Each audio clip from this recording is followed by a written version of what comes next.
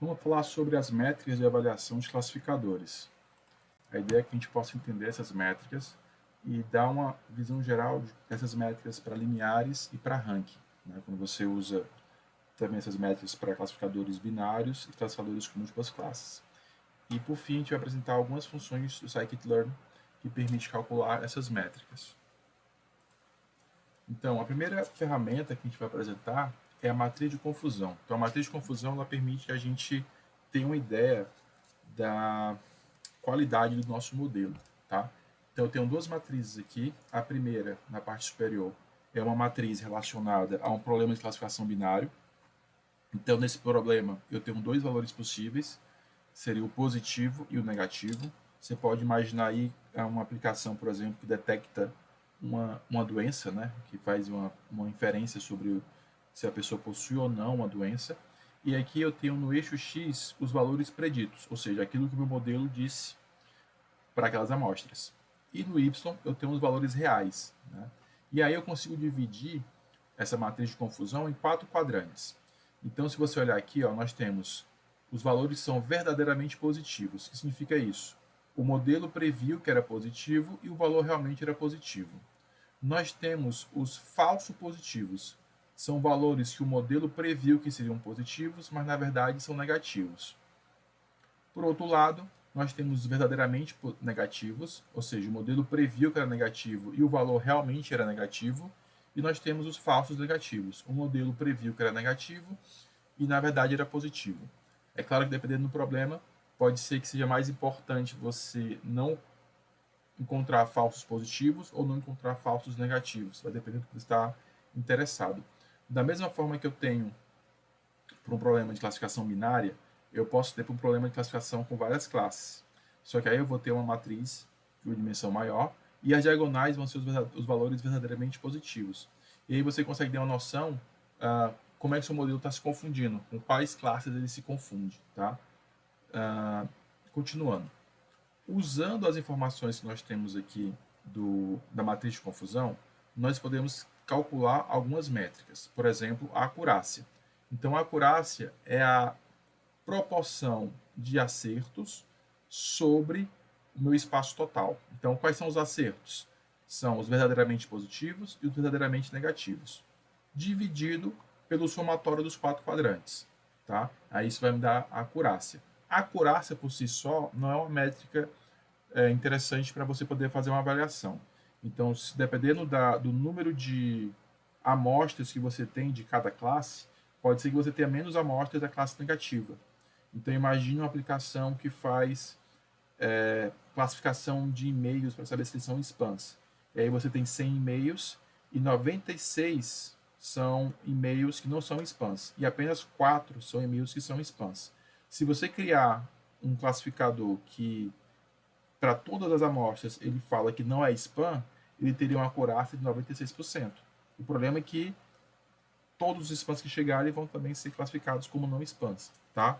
Então, esse classificador não seria tão interessante assim. Então, a gente precisa ter outros tipos de métricas. Além da acurácia, você tem um erro, que é um menos acurácia. Agora, vamos ver algumas métricas que elas trabalham essa relação entre os valores verdadeiramente positivos, falsos negativos, verdadeiramente negativos e falsos positivos, tá? Então, o primeiro é o recall, ou sensibilidade, que ele parte do seguinte princípio. Dada que a amostra é positiva, qual é a probabilidade que ela seja corretamente classificada? Então, se você olhar aqui para a matriz de confusão, ele pega essa primeira linha aqui, ó. Então, a minha amostra é positiva, eu vou pegar a proporção de valores verdadeiramente positivos e vou dividir por essa linha aqui, ó, que é verdadeiramente positivos, mas falsos negativos. Então, a acessibilidade me dá isso. Ele diz, dada que a amostra é positiva, qual é a probabilidade do meu modelo acertar que ela é positiva? Já a especificidade, ela trabalha nessa linha aqui, ó. Dada que a amostra é negativa, qual é a probabilidade, né, do meu modelo acertar? Né? Então, vai ser verdadeiramente negativo dividido pelos falsos positivos sobre verdadeiramente negativos. Já a precisão, ou Positive Predicted Values, PPV, seria o quê? Dado que o meu modelo disse que a amostra é positiva, qual é a probabilidade dele ter acertado? né? Então, o modelo diz que é positivo, qual a probabilidade de realmente ser positivo? Vai ser o quê? Vai ser o TP, que é o verdadeiramente positivo, dividido pelo TP mais o FP, que são os falsos positivos. Uma outra métrica, vou começar aqui por baixo, é o NPV, que é o Negative Predicted Values, que é basicamente, dado que o meu modelo preveu que aquela amostra é negativa, qual é a probabilidade dele ter acertado. Tá? Também é muito utilizado. E aí tem mais 3 parâmetros aqui, 3 métricas. O F-beta, que esse beta varia de 0,5, 1 ou 2, que ele tem essa formulazinha aqui, ó, 1 mais beta ao quadrado vezes a precisão vezes o recall, dividido pelo beta ao quadrado vezes a precisão mais o recall. Aí, dependendo do valor que você coloca do beta, você dá mais ou menos importância para a precisão. Então, beta 0,5, você diminui a importância da precisão. Um beta 1, você vai cair nessa equaçãozinha aqui, ó, do F1, né? Os dois têm a mesma força. E um beta 2, você vai dar mais força aqui para a precisão em relação ao recall. E eu tenho a média geométrica, né? Que seria a raiz quadrada da sensibilidade versus especificidade, tá? Existem outras ferramentas, e uma delas que é muito utilizada é a curva ROC. ROC significa Receiving Operating Characteristic. É uma curva que vem da engenharia elétrica e ela é utilizada. Então, como é que ela funciona?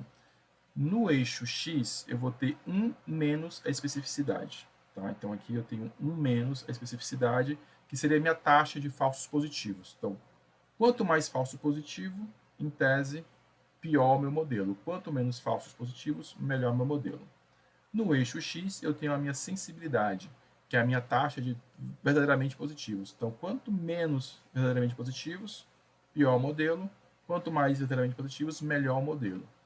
Então, aqui eu tenho, se fosse um classificador perfeito, ele ficaria nessa pontinha aqui, ó, tem esse círculo azul, né? Seria o classificador perfeito. E aí eu tenho aqui as curvas. Como é que eles, depois eu vou mostrar como é que eles fazem essas curvas aqui do RLC. Mas um classificador muito bom, ele teria uma curva como essa aqui, ó, azulzinha aqui, ó. Aí o verde já seria não tão bom assim. O amarelo, pior. E essa linha tracejada vermelha seria a precisão de um classificador aleatório, né? Se eu, de forma aleatória, eu falar se ele é verdadeiro ou falso, positivo ou negativo, as classes.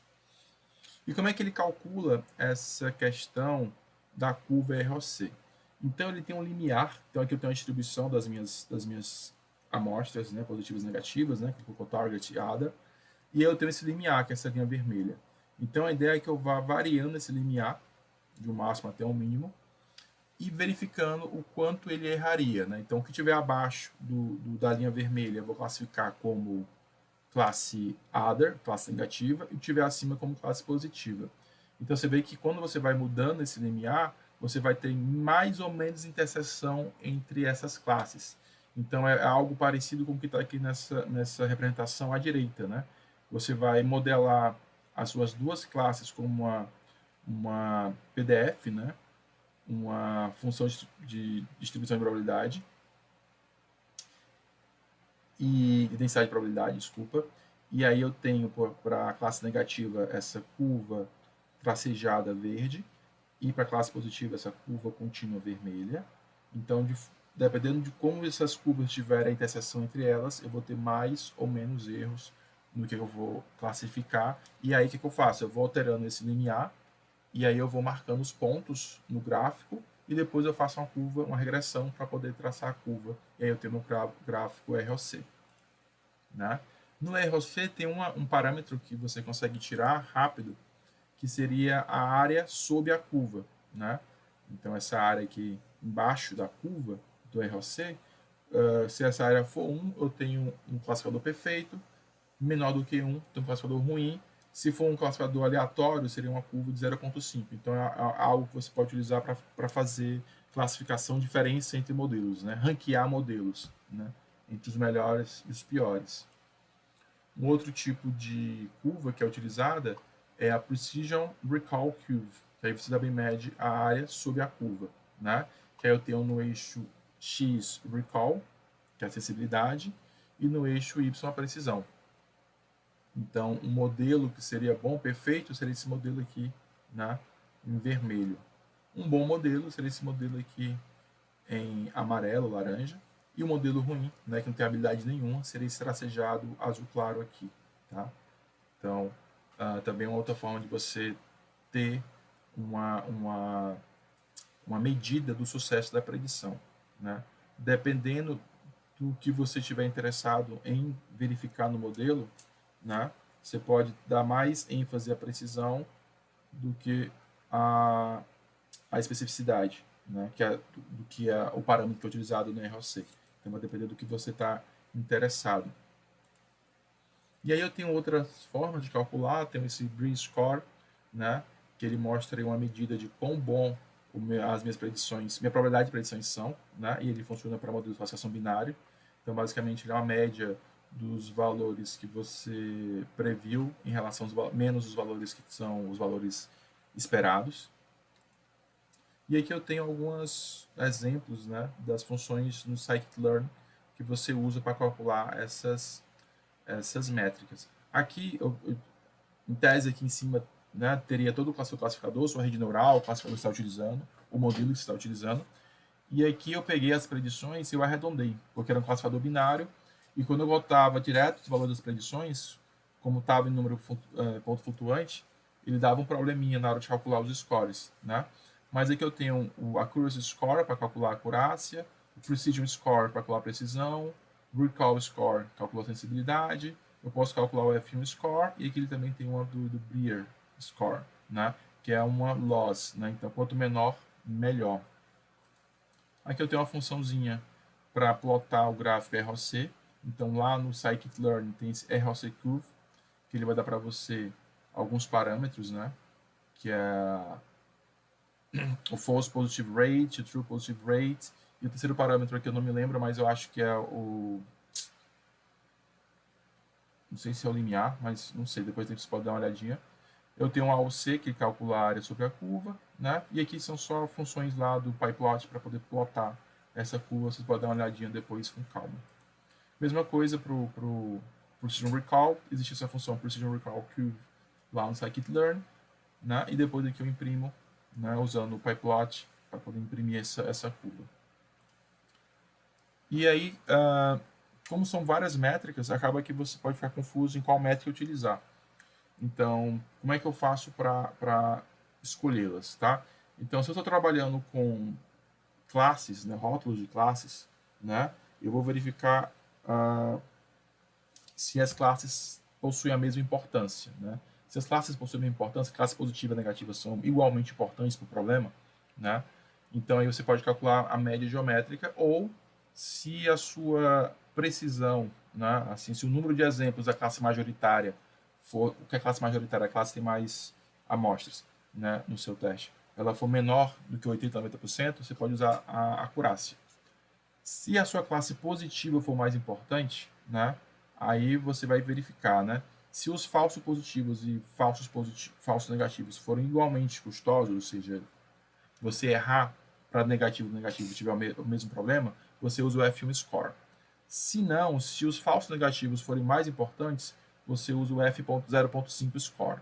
Se os falsos positivos forem mais custosos, né, errar o positivo for mais complicado para o seu problema, você usa o F2 Score. Né? Esse score lá do beta, né, do F-beta, ele permite você dar mais ou menos importância para a precisão em relação ao recall. Se você trabalha com probabilidades, né, você vai verificar, se eu estou utilizando probabilidades, eu posso usar o Brier. Se eu quero saber probabilidades de rótulos, né, aí eu vou verificar. Se minha classe positiva for mais importante, eu uso o Precision Recall, a área sob a curva. Se ambas forem igualmente importantes, eu uso o ROC. Tá? Então é basicamente isso que a gente queria apresentar.